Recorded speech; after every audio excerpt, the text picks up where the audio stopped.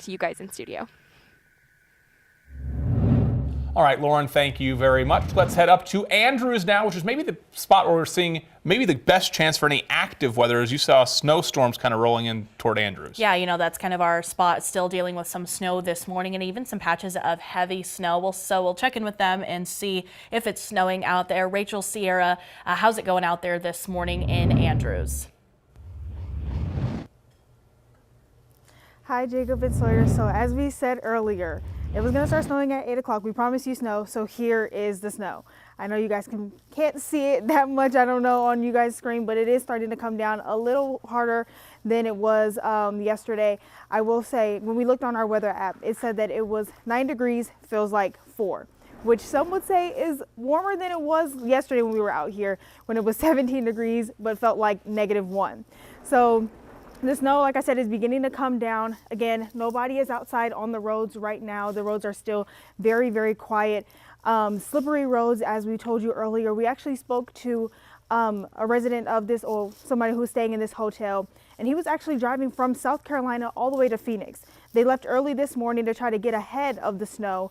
So hopefully their drive is very safe and easy as they try to make their way down there. He said that he was also surprised by how much snow was still left out here. I remember I told you guys earlier that there was a snowplow out here trying to move things out of the way, out of the roads for everybody's safety. They're still going up and down these roads right here, trying to move the snow out the way as best as they possibly can right now. But again, the snow is coming down. It is coming down a little harder, as you guys can probably see. It is still cold. It's not as cold as it was earlier because the wind has calmed down. But the 3 degrees, I will say, definitely feels like that out here. Back to you guys in the studio.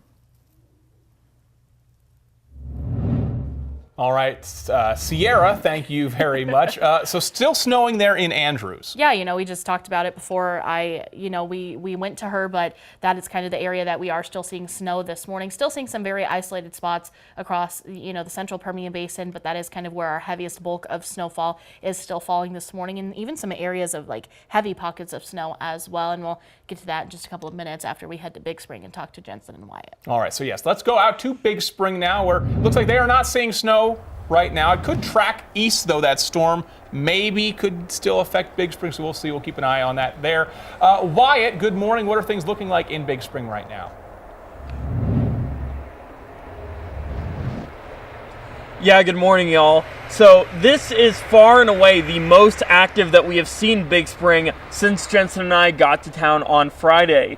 There have been a lot more vehicles going down the interstate. There have been cars in and out of the parking lot for most of the morning, as well as we are seeing clear skies. However, there is a chance that this is all going to change within the hour.